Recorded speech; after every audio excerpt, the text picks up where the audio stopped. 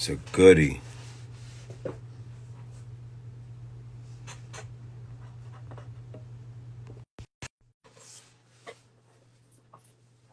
Dave, what's good, my brother?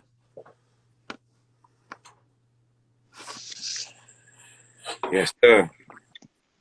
Boom. So my agent called me and was like, "Yo, I got this deal in France." Okay. Boom. So of course I take the deal, whatever like that.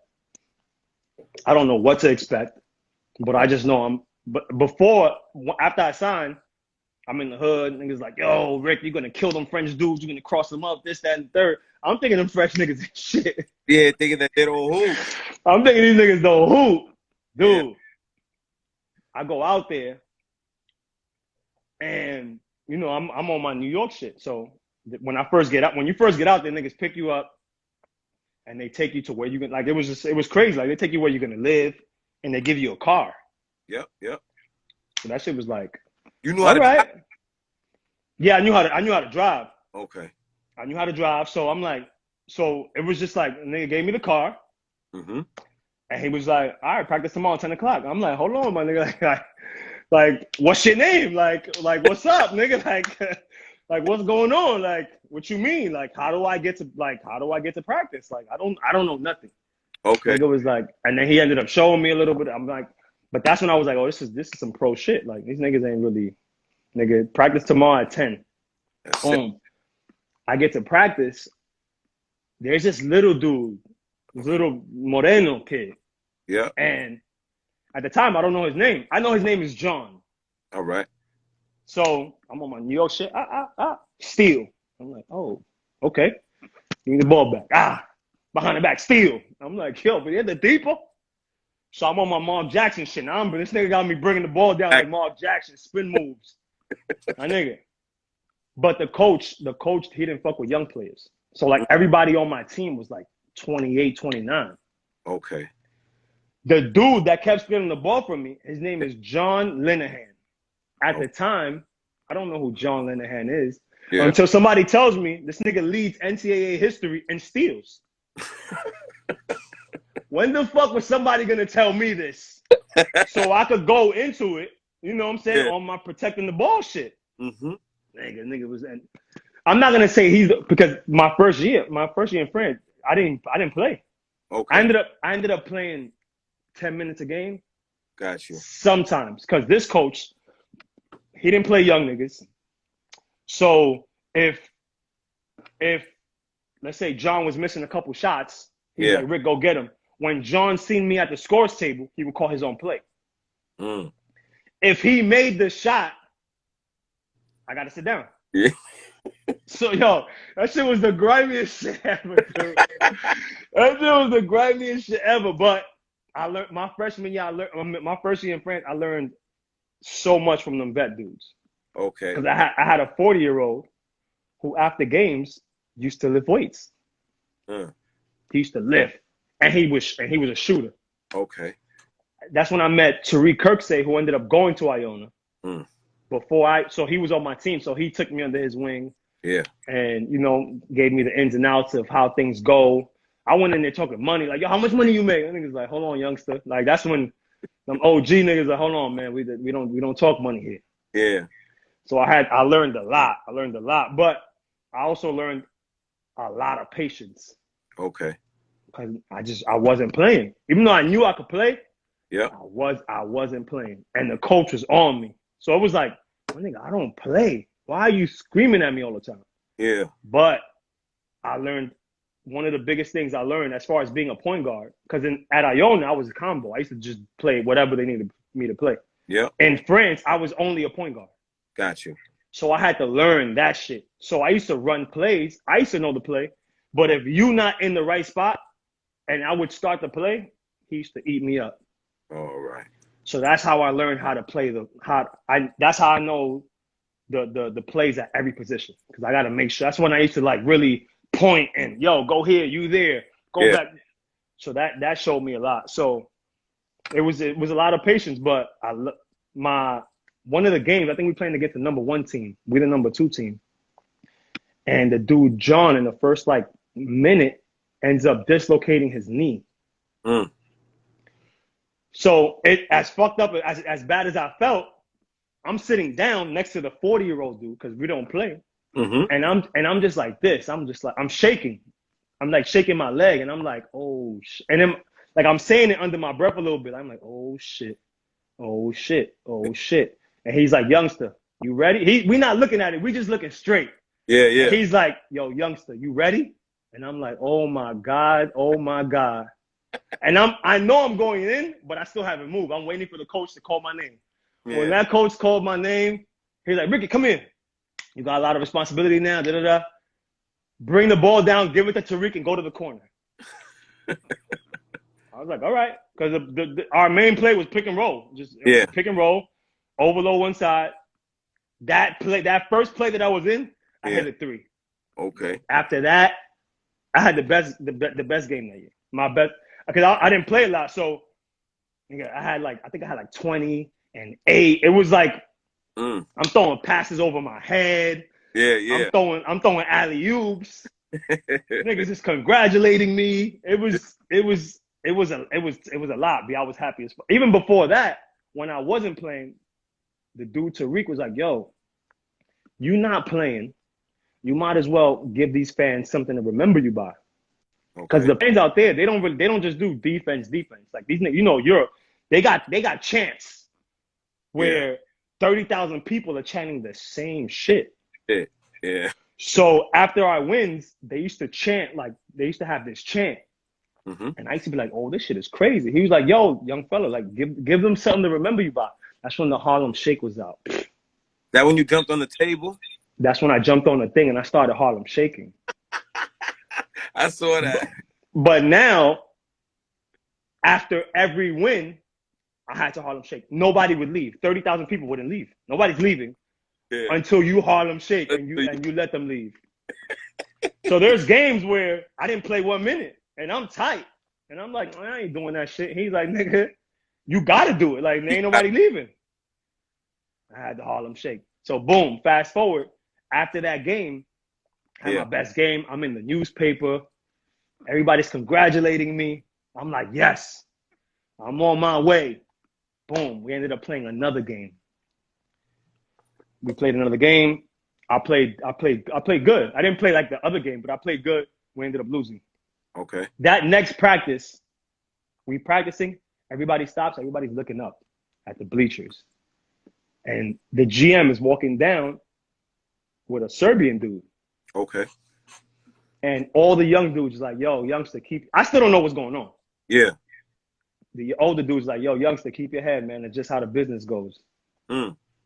And I'm still like, what are these niggas talking about? Yeah. They brought somebody else in to start. I'm back on the bench.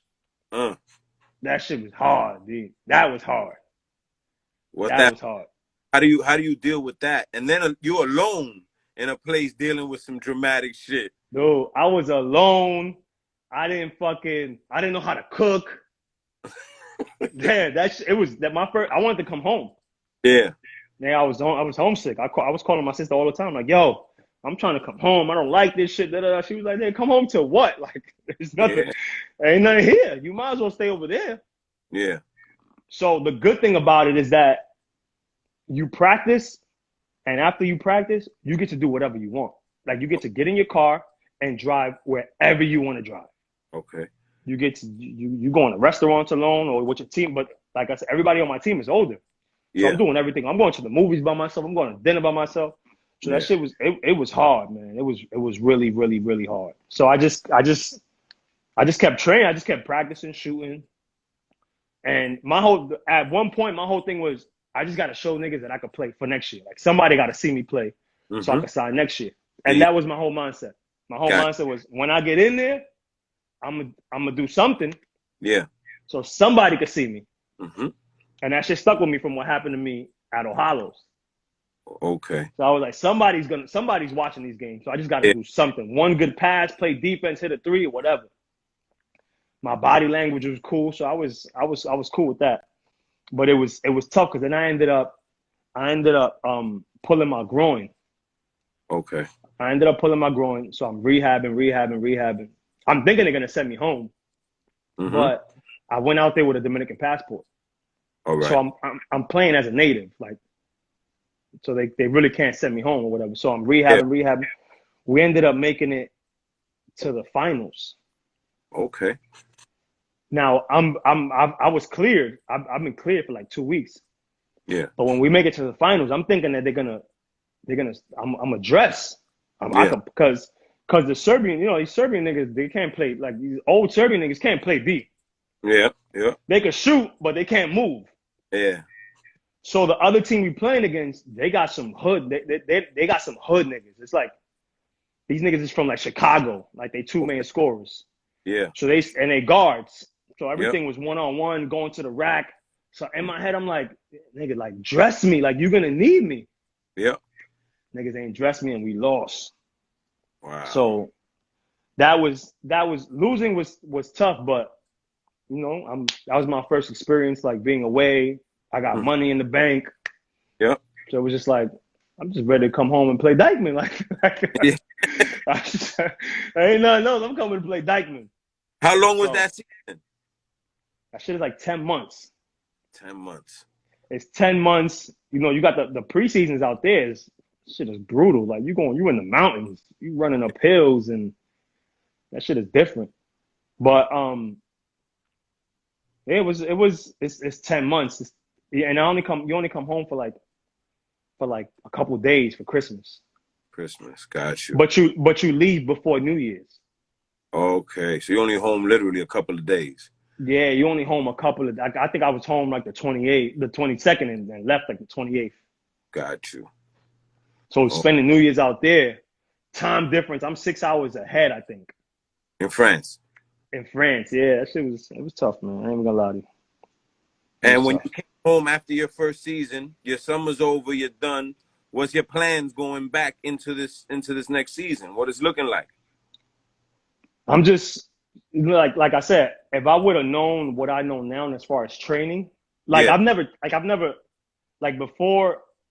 before I want to say like my second year, training was, I didn't know nothing about training. As far as Iona, I used to train because you had individuals where your coaches, where you was assigned a coach, and then you had to practice, so you had to train with the coach.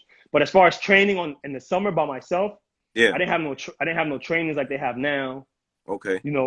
My training since a little kid was always, nigga, grab a basketball and go shoot and go to the park and go do moves, and that's always been my training. Now, like I said, I wish I would have had somebody or that knew that part of the business.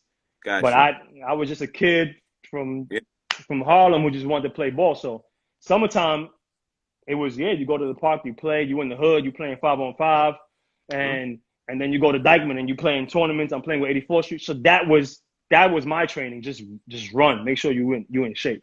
Staying active. Yeah, I was just staying active. That's the most thing I did. You got a question from Trap. What was the first thing you brought? First Euro check. I wish niggas would ask me this shit, B. Dude. Yo, that year, right? I'm like, yo, I wanna get a Chrysler 300. Okay. Right? This was probably the worst investment I have ever made in my whole life. All right. Not that it was buying a car, but what happened after I gave the money, right? So boom, I'm like, I want to get a Chrysler 300. I want to get a Chrysler 300. This is why I'm in France. All right. I'm on my computer. I'm looking up cars, all these sites, how much the car costs. So I'm like, I'm gonna get a Chrysler 300 because before I left, I didn't see a lot of Chrysler 300s. It's always when you want a car, that you end up seeing it everywhere. Yeah, everywhere. So when I came home, all I see is Chrysler 300. Yeah. I'm like, everywhere is a Chrysler 300. So I'm like, nah, I don't want a Chrysler 300. Yeah. But I'm still go look for something. So I went with Dave. Okay. I went with Dave and this other nigga from my hood because while I'm in France, my cousin Dave was like, yo, everybody got cars in the hood. Mm-hmm. This nigga from the block, he got the hookup. He knows his dealer. So I'm like, oh, está bien. So when I come home, Dave takes me to go look at cars. Yeah. We ended up going to that dealer, that dealership or whatever, and I end up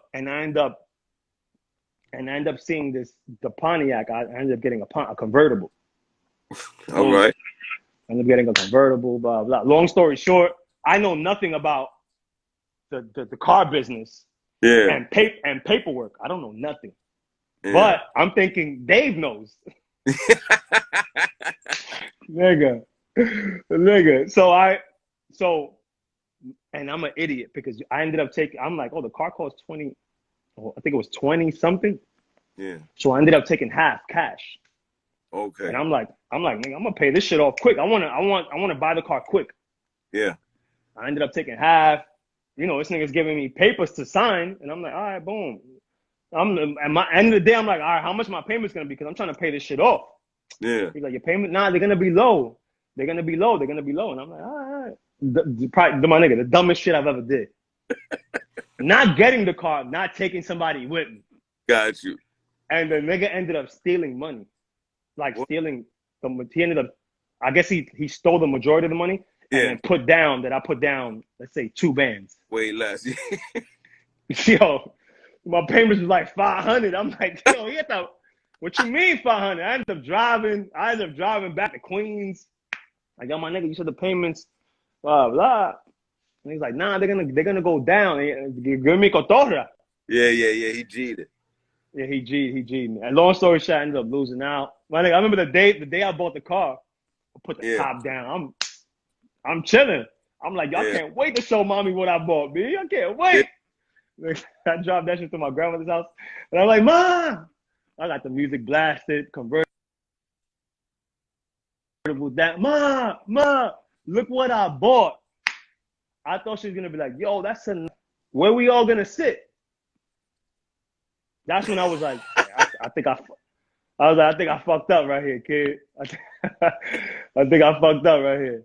And long story short, I ended up losing mad money because I'm paying a note for a while. Yeah. But I'm paying a note, and I'm an idiot because nigga, I'm leaving in 3 months. In 3 months. So the car is home, is getting paid for, but ain't nobody driving it. It ain't moving. That shit was. So then of course, you know, while I'm home, people call, yo, Rick, can I borrow the car? All right, you break it, you pay, like, of course. But ain't nobody gonna fucking. So by the time I come home, there's a scratch here, a scratch there, you know. Yeah. But that shit was the worst investment ever, B. Yo, Dave, look at Dave right there, Monty. Go.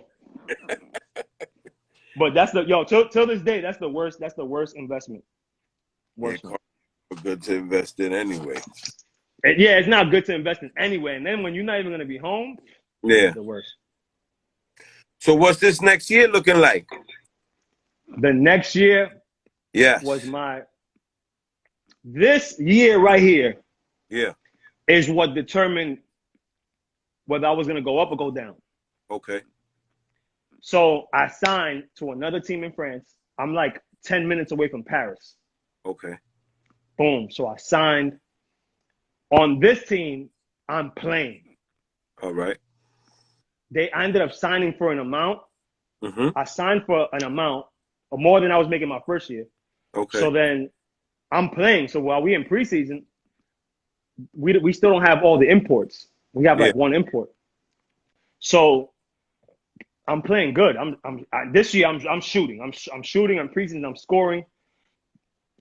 And then my French agent was like, "Yo, we had a meeting with the French agent and the coaches.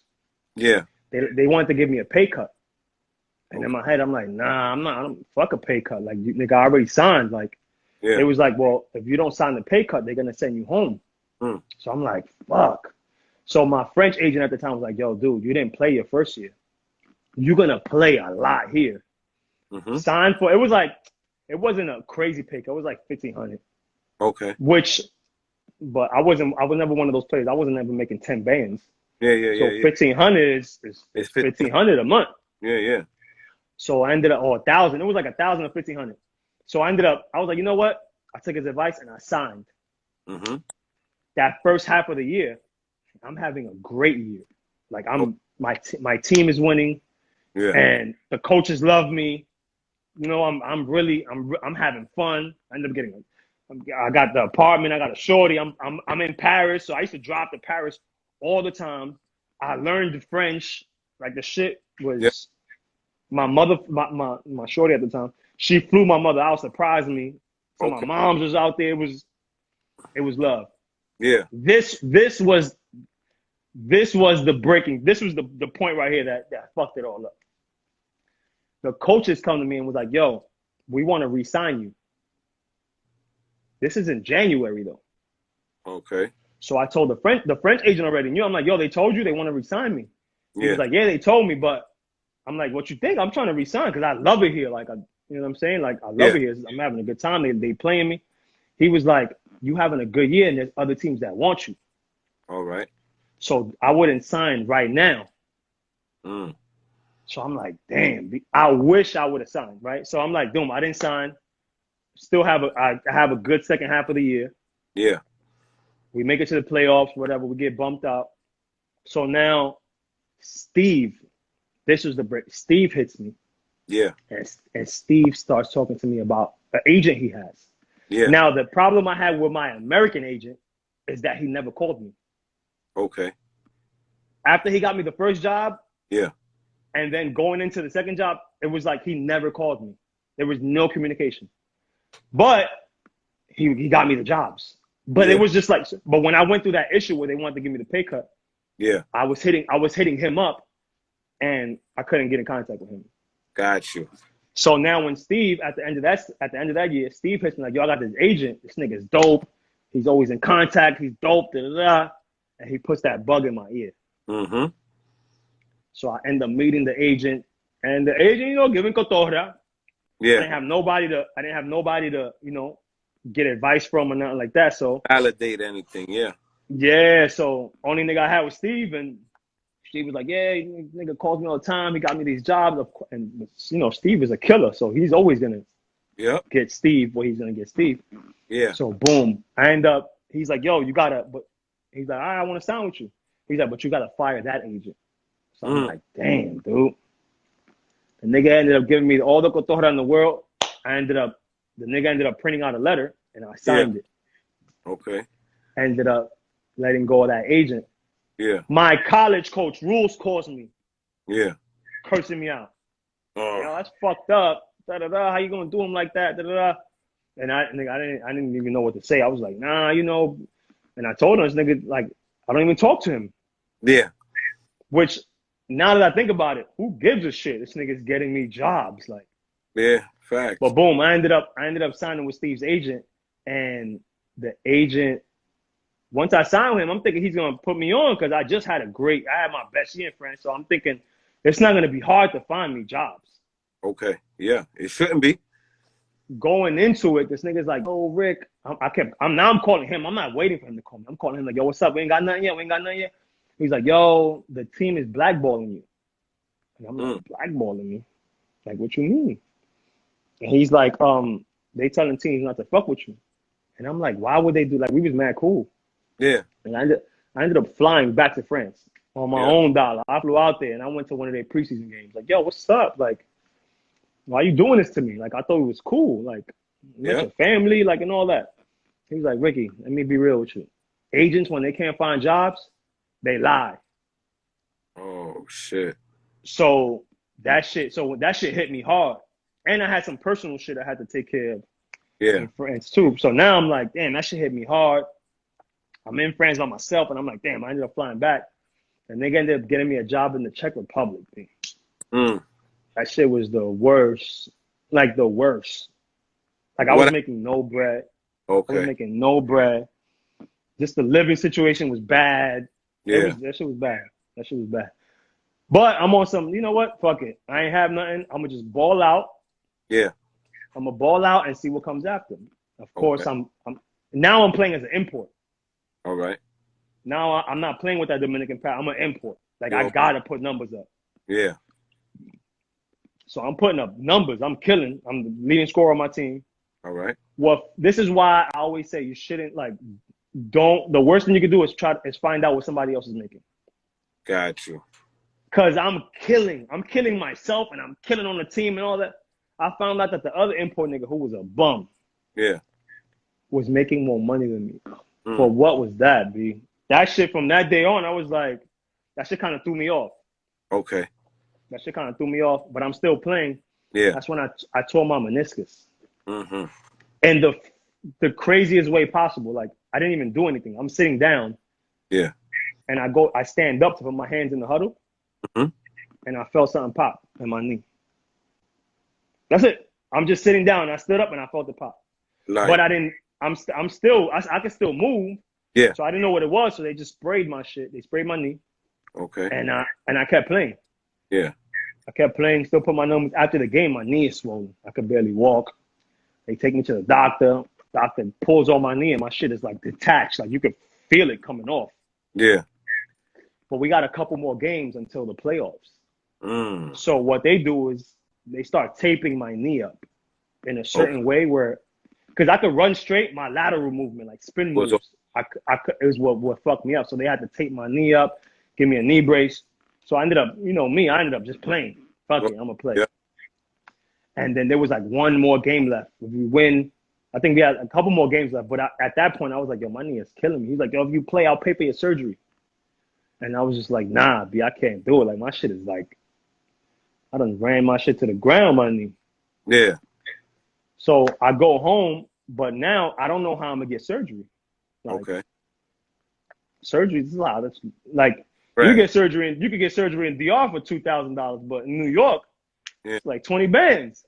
Facts. So I'm like, fuck. So I ended up going to Iona. All right. And the trainer did some truqueteo with some paperwork, my nigga, and I don't know how he did it. But he ended up getting me the surgery. Okay. So and I ended up rehabbing in Iona. And what's crazy is that after I tore my meniscus, right after I tore it, the agent hits me up and was like, yo, there's like 2 teams in France, yo, they want to give you 10 a month for the playoffs. And I'm like, nigga, your timing couldn't have been any worse. Yeah. And that's when I told him, and he was like, oh shit. So I ended up rehabbing at Iona, and that shit was like 3 months rehabbing. Okay. And then I ended up getting another job in France. And how'd you feel going into that, coming off of the rehab and the surgery and stuff like that? Were you confident in your body yet? I wasn't confident in I did everything I could possibly do in the rehab, but I didn't get to play. I wasn't playing a lot. Okay. So, and then I had a big ass knee brace on my knee. Yeah. So that just having the knee, because we knew I'm a New Yorker, so I've always been on this. If you look good, you play good. Yeah. That's why niggas got the nice socks, nice sneakers, and then when you feel good, I had this big ass knee brace, dude. So going into it, I don't have that much confidence. Okay. I get there late. The team is already in preseason games or whatever. The fucked up part is, this is why agents, it's not just about getting the job. It's about getting the job that a nigga could benefit from to get another job. Absolutely. Because you could get him a job and it might completely stop him from ever working again. Ever, yeah. So he gets me a job and I meet the team at a hotel. Okay. And the coach is like, all right, I have a meeting with the coach. This nigga, swear to my mother, this nigga's like, yo, so this is how it's going to be. He came at me like if I was like, there was rumors that I was a bad dude. Like, okay. He was like, yo, this is what it is. He like gave me everything that was going to happen. Like, you're not going to play. You're never going to start.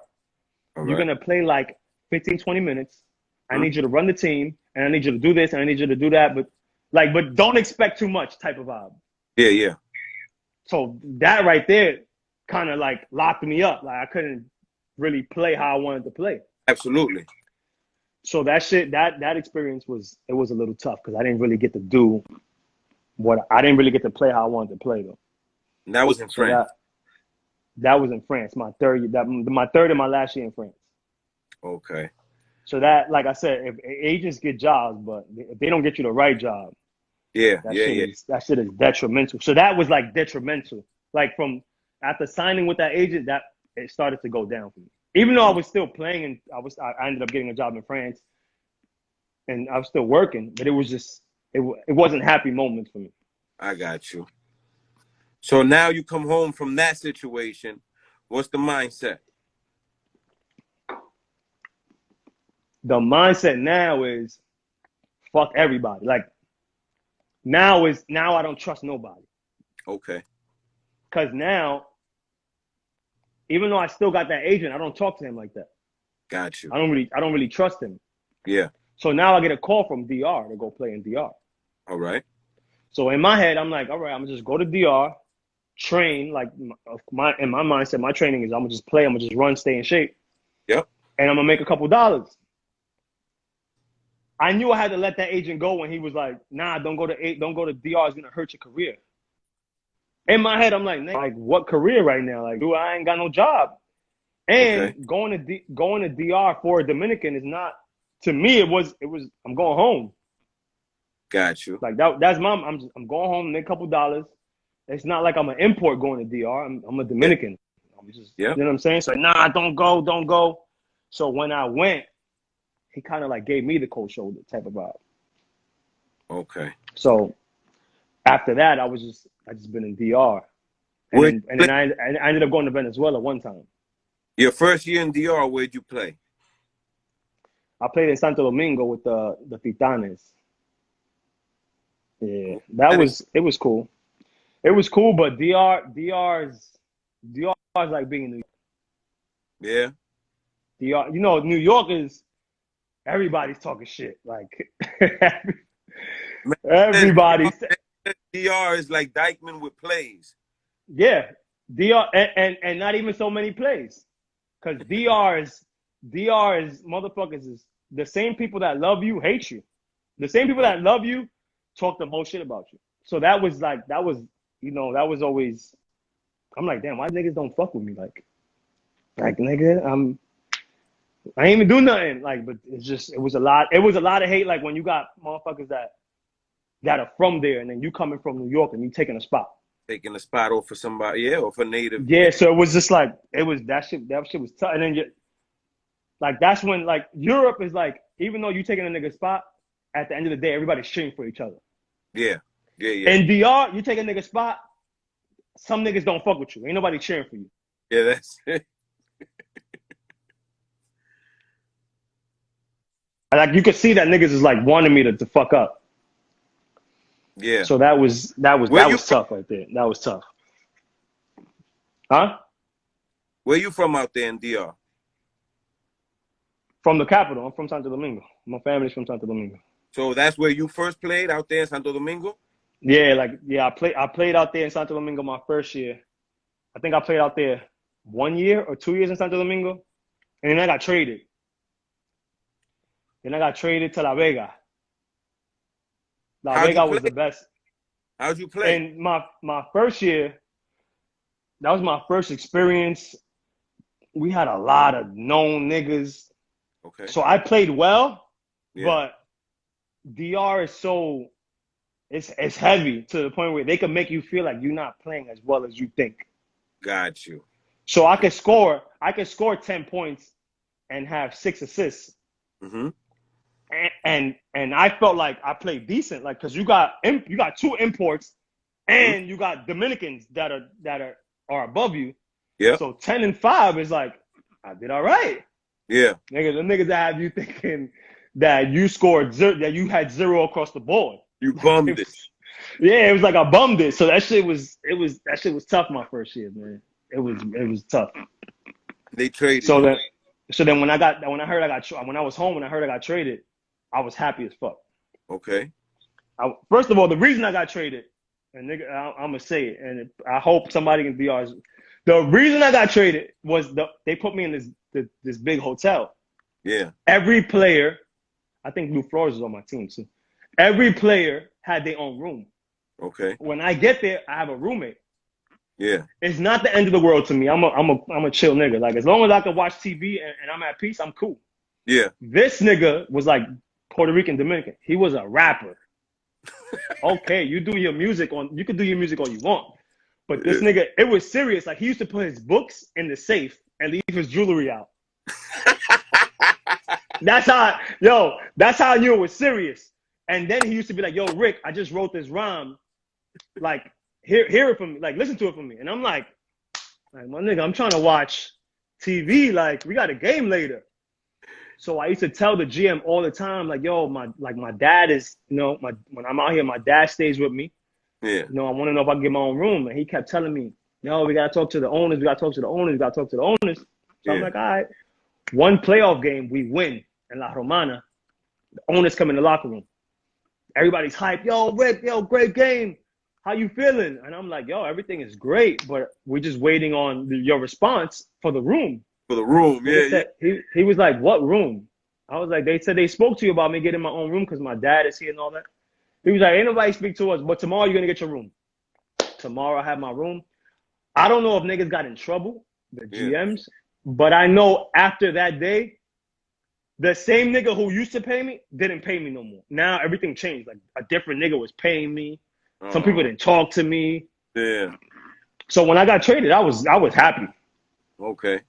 I was happy. When I went to La Vega, I had mad fun in La Vega. Like the ball's in my hands. I'm back on my shit, spin move, this, that, and the third. Juan Coronado was playing the 2. Okay. Which I till this day I don't know why they made him a point guard. He was because when he was a 2, he was a killer. Okay. He was a straight killer. He was MVP when I was on that team. He was a killer. So boom, we make it to the playoffs. Long story short, we ended up losing in the playoffs. And then my next year, mid-season, I get traded again. And I get traded again. I go to San Pedro now. So now I'm in San Pedro half the year. The same shit. I got Jack Michael on my team. Okay. So this is my first time actually playing with Jack on a thing. Yeah. That nigga's on another level. Different. He's different. He's a beast. Yeah. He's a beast. He's like he was different. Nigga used to come 10 minutes before the game. He used to come 10 minutes before the game with like a suitcase, like a Dominican Republic suitcase. Yeah. And like people used to tell me like, nah, he plays 40 minutes. You can't take him out the game. But in my head, I'm like, yeah, right. Like anybody could come out the game. Yeah. Nah, nigga, like he don't come out the game. Like you can't take him out the game, dude. And he don't practice. Okay. I'm talking about like nothing, like never. He's never there. Nah, nigga don't go, son. Like, that shit was tough, dude. So when we losing games, yeah. And this nigga's buying beers for niggas after games. I'm like, nigga, we lost. Like, that's why niggas is losing games. Yo, that shit was insane, B. And then I did a Ron Artest moment in San Pedro. Oh, word. My nigga in the stands. Yo, my nigga, like this is one fan, my nigga. He's just killing me the whole game. Like, yeah. The whole game, he's just riding me. We down 1 point. I'm taking the ball out. I didn't even take the last shot. And he's just on me. Yeah. To the point where I was just like, yo, fuck that. While I'm walking off the court, he's still on me. Yeah. But the crazy, I don't even know who the nigga is. Okay. I just hear a voice. My nigga, I ran up in the stands, dude. Ran up in the stands and I started taking heads, G. Yo, I started taking heads. Like they started dragging niggas into the locker room stuff. That shit was crazy. At the time, it was like, man, fuck. I was high-headed. Fuck that. Look, fuck that. Let me go. Nigga, until the next day. You know how Biggie was getting calls like, yo, nigga, we gonna kill you. Yo, son, DR, they give it up, son. They need you. Niggas call my room. And I'm like, aló. It was like, Ricky Soliver. And I'm like, sí. No vaya para la práctica que te vamos a matar, mamacuevo. I'm like, oh, shit. I'm like, yo. So I called this Pedro Pablo, the Asian nigga. Mm-hmm. I'm like, yo, Pedro, nigga talk about they're going to kill me. Yo, what I'm going to do? The next day, we got a game in San Pedro. My nigga, I'm like, yo, what am I going to do, dog? The van takes us to the game. Yeah. I see 6 cops, military dudes. Yeah. when we get out the van, they goes, "¿Quién es Ricky Soliver?" And I'm like, "Me." I had to walk. They had to escort me to the games and to the practices for like a week. Stands, nigga. For like a week, dude. That shit was crazy. And then they had to have a meeting with the fans and the GMs, and then everything got pieced up. And then I got traded again. You played over the whole DR? Yo, almost. And then I got traded to the Metros. But the way I got I didn't get traded to the Metros. The next year, I ended up calling San Pedro because it's a week before the tournament. So I called them and I'm like, "Yo, y'all not gonna sign me? Like, what's up?" Yeah. They was like, "Yo, we're gonna leave you. You're a free agent. We're not gonna sign you." I'm like, "Fuck." Okay. Like, what am I gonna like a week before the tournament? In my head, I'm like, "Fuck it, I'm not gonna play." Yeah. 2 days before the tournament, I'm at a bar with Dave. Yeah. It's like 2 a.m. and then I get a call from a DR number. I usually don't pick up DR numbers. Okay. And I'm like, "Fuck it." I go outside. I'm like, "Hello." They was like, "Yo, Joselito, you want to play with the Metros?" And I'm like, "Hell yeah!" And I thank God, I ended up doing my contract right there in the street. Yeah. The next day, I got the contract. I signed it. They flew me out there. I'm thinking, I'm about to play. I'm about to do my shit. Yeah. Nigga, I didn't know Adri was there. I didn't know. I didn't know Adri was there, and then Adri wasn't there when I got there. Like they told me Adri was coming. Okay. So the first like 2 games, I'm playing. I'm playing behind Joel. Yeah. So when Adri comes, we got a Puerto Rican coach. When Adri comes, now I'm the 3rd point guard. I'm not playing. Got you. So in my head, I'm like, nigga, it could be worse. Like you could be home. Yeah, facts. So I'm still practicing. I'm still getting my reps in, whatever. And after a while, it's like out of the 20 regular season games, it was like 10 where I didn't take off my warm-up.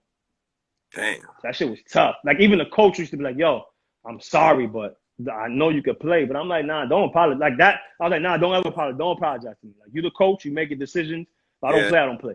Yeah, that's it. Until one day, I'm like, one of the niggas got hurt. Okay. One of the backups at the 2 and the 3. At the 3 got hurt. Okay. And I was like, "Nigga, fuck this." So I started taking reps at the 3. Yeah. I started coming early and staying late and shooting. Yeah. And just shooting. In my head, I'm like, nigga, I'm not going to get a lot of shots. Yeah. But if I get 3, I got to make sure I hit. Yes. So I can stay in the game. I got to make sure I hit. So I just started practicing. Because I was never really a shooter like that. I'll always get to the rack. I was a streaky shooter. So in my head, I'm like, I got to just practice my shots. So when I really penetrates and he finds me, I got to hit. You got to make that. So, and I started playing D.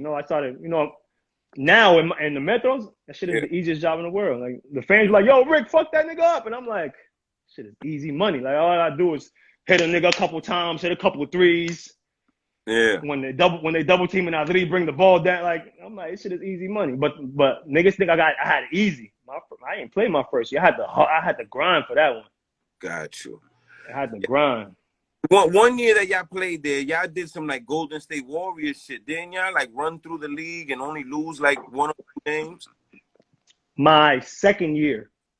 Okay. Adri tore his Achilles. Okay. That summer. Joel has a calf problem, so now I'm the starting point guard. It's funny how the shit works. We got a new coach. I'm the starting point guard. Yep. We had Willie Reed, who ended up going to the league. Yeah. So, nigga, I'm starting point guard. We ended up running through the league. I'm talking about we ended up like losing 2 games in the regular season. Yeah. But before the regular season is over, the team is like, "Yo, we got this kid named Mo Carter who used to play with Santiago, but if we don't use him, we're going to lose him." Okay. So in my head, I'm like, we having a meeting in the office, and I'm like, "You can bring whoever you want." Like this is in my head. I'm like, "Nigga, this is my spot. Like, can't nobody take this from me. This is me. I got we in first place."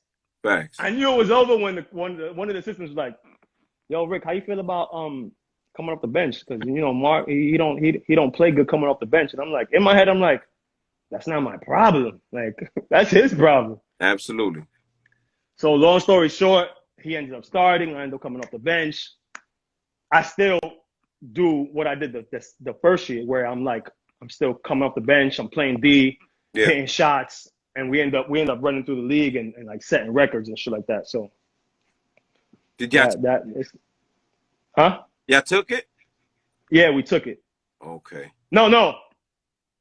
We set records the next year after that. That year, I think we lost. Okay. That year, I think we. Or did we take it? No, we took it. We lost one of those 2 years. But at the year we set records, we won that one. And who was on your team? That's when you played with Adri, right?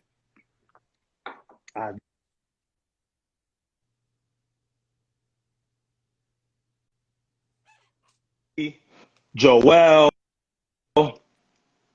Amaury, couple dudes, Osvaldo Lopez, Robert Glenn. We had a good amount of dudes. Am I frozen?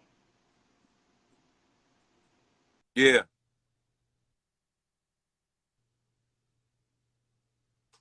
There you go. You got the cloud on the Wi-Fi? Good? No, my Wi-Fi. There we go. We good now. Yeah. What would you say is your best experience as a pro? My best experience as a pro, aside from my second year in France, was playing with the Metros, because this probably been the most fun. Yeah. Yeah, this probably. I mean, all my experiences in France were dope because aside from basketball, like, you really in another country by yourself. Like, you really got to grow up. Yeah. And really mature. But aside from that, basketball wise, the last couple of years playing with like Adri and all these dudes, it's been a lot of fun. I ain't gonna lie. Toughest opponent you faced? Ooh.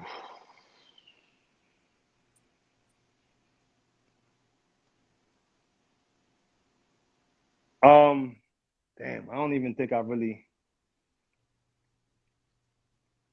never really had anybody like really kill, like give me 30. But you know, Who when the like hardest when I'm time? playing in DR and I'm guarding these imports, I'm Yeah. 6'3". These niggas is 6'9". So it's always, yeah, they're gonna score on me, but it's never like these niggas ain't giving me 30. These niggas they're gonna work for it. Like, I'm nigga, you gonna earn your points.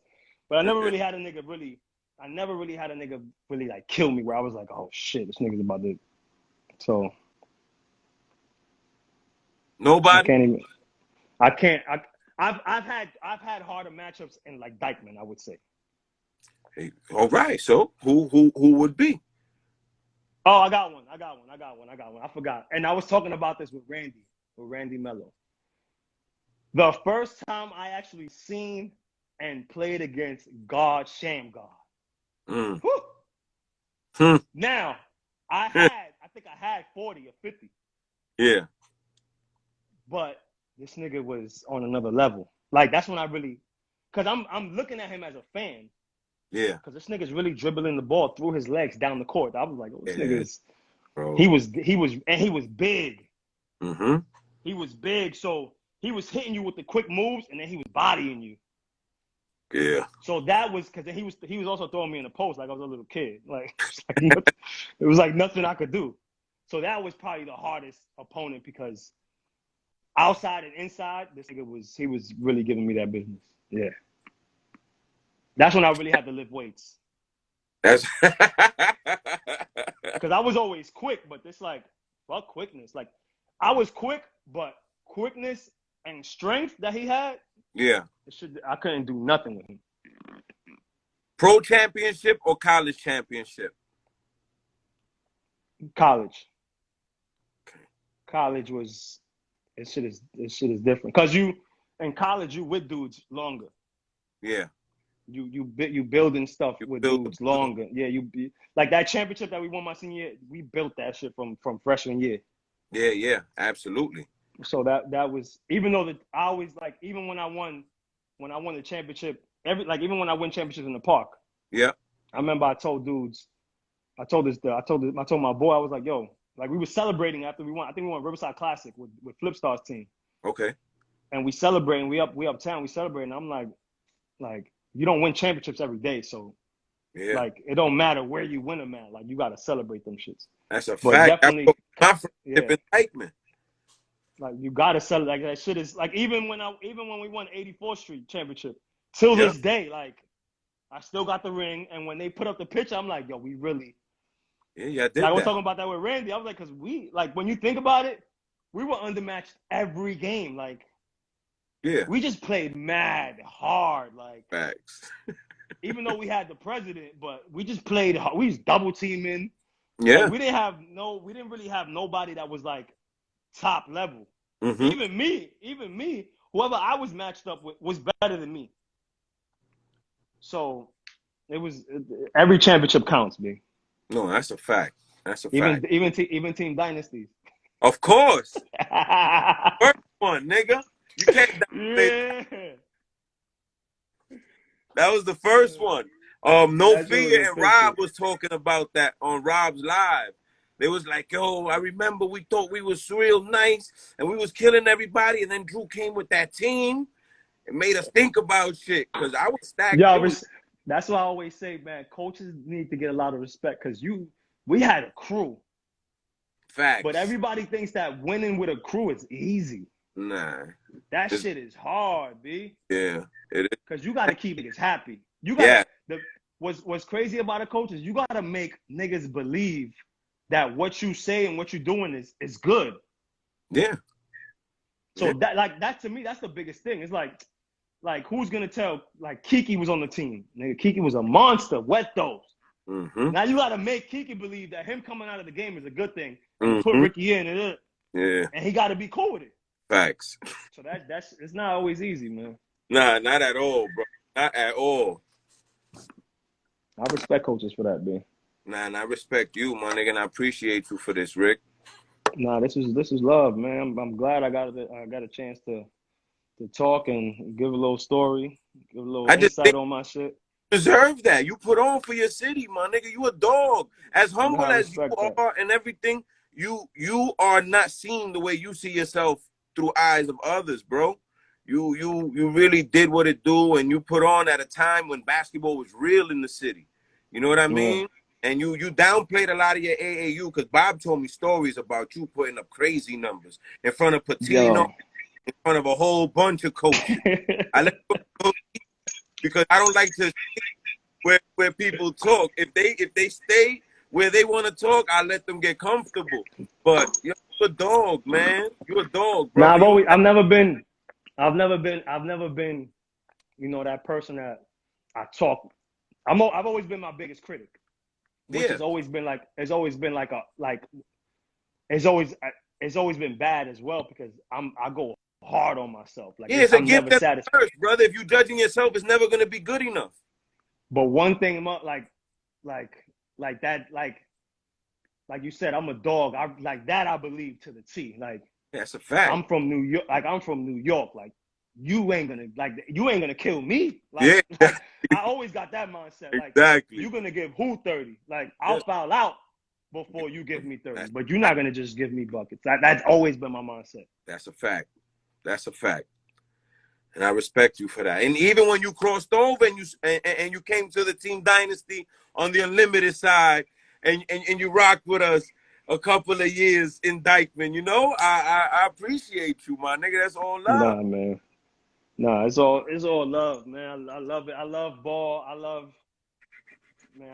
I appreciate the love from everybody that I've gotten, like, in my hood and other hoods. Cause you know what's crazy is that from this basketball shit, I've grown to know I've grown to know a lot of people, but a lot more people know me from it. Like, yeah, facts. You're a public figure. I'll be going uptown and everything is like, yo, Slick Rick, and I'll be like, and I might not know the person, but it's always like, yo, what's good, man? How's everything? Like, the fact that niggas fuck with me is I respect it. Bro, so I'm always humble for it. You was playing Unlimited. You was playing Indictment since you was like 14 years old. That's facts, B. When they ain't even have the pads on the poles under the basket. Randy shorts used to reach the floor. They look like belt. Come on, son. Little niggas. Real. Shit was real, B. Shit was real. That's a fact, man. Shit was real. My brother, I appreciate you, man. I appreciate you. Love. Nah, love. Always, man. Yo, it's crazy. I'm gonna tell you now. I always respect you because you never sugarcoated, yo. Nah, why would I? You never. You one of those dudes like even dudes that do live, like they never really tell it how it is. They always got to sugarcoat it, like they still like they LeBron and they could lose Man, sponsors and shit. And I'm like, this nigga Drew give it to you blood raw. Like he that's don't it, give a fuck what it is, yo. bro. But Listen, even if you on his team, he be like, nigga, you ain't shit right now. listen. It's like this. The people that fuck with me is because of how I am. The people that don't Yeah. fuck with me is because of how I am. Yeah, So it's good. I know where I stand with everybody. yeah, You know man. what I mean? I don't play games. You're not gonna. There's no gray area with me. You see me, Yeah. it's either I don't fuck with that nigga Drew or I fuck with that nigga Drew. But it's gonna be for the same reason. Because I'm not gonna lie to you. I'm not gonna gas you. I'm not gonna tell you, nah, nigga. I'm gonna tell you what. If there's ever a debate on something, let's go ask Drew, because That's, Drew gonna give it to you real. that's a fact, my nigga. Niggas ain't lie to me when I couldn't get on the big court and play, and they told me I wasn't shit, and I thought I was good. So I'm gonna lie Yeah. to you, my nigga. Nah, respect, Nah, G. we gonna keep it 100 always. Nah, there's always love on this side, man. I always look up to you, man, for that. So straight I, up, man. Rick, man, I appreciate you, my nigga. Nah, love always, man. Anything you want to say to the people? Any questions for this man before we get out of here? My man You know what's Combo. You know crazy? what's crazy? Go ahead. Combo, I fuck with Combo. Combo's like one of my favorite players, dude. Yeah, he's tough. Combo's tough. Yeah, he's fucking tough. Ain't always been tough. Yo, I Yeah. see Combo at like Basketball City, and every time I see him, I'm like, yo, you one of my favorite players. That nigga's tough. He's tough. He don't back down. He's coming with it. He's for real. Yo, my sister, love you, love you, love you. Adi, what Adi said? He got a question box. Oh, got it. One. Bam. Ooh. Nah, yo, I'm gonna lie. Mr. Dangerous was tough. Mr. Dangerous was tough. And it was also tough because it was like that little the dog show. Yeah. The dog show and the shorties calling me Mr. Dangerous, that was tough, right? But the thing is, once niggas start calling me Slick Rick, Yeah. it was over from there. That was forever. Yeah, like it was like niggas stopped calling me Slick Rick like that. So Slick Rick just sticks with me. Yeah, that's it. That's who you are, my nigga. Yeah. Even though it's just like Kenny wasn't always good with giving the names like niggas are now, like Ching and all these niggas. Dave got the worst name ever, and I will not say it. What? Your cousin Dave got the worst name of street. The worst ever. I will not repeat it. I will not repeat it. No, we're gonna keep that on the low. Yeah. Yo, Dave, we're gonna keep that on the low. We ain't gonna put you out there. But yo, Kenny used to give basic names. So when he called me Slick Rick, I was like, that's easy, nigga. Like you had to think much, but it stuck. So it is what it is. I respect it. Look at Trout said it. Look at Trout. I said it. I said it. Nah, Dave. Buns of steel, but that's because Dave went in there with the little baby shorts, little baby. Nah, they wasn't shorts. baby shorts. That was spandex, nigga. He had the shorts that Spike Lee had on and do the right thing. You fucking crazy? Yo, Those are the basketball shorts. See, nowadays, those shorts with some longer tights and you good. Oh, yeah. You in style. Stace was dressing like that in like 96. Yeah, Stace was always a strong nigga, though. You know, Anabole. He get that Anabole connect. Yo, it's 55 seconds. I love you, my brother, and I appreciate love always. Yo, my people, peace and love, man. Love. Peace. Holla at me. Appreciate you. Yes, sir.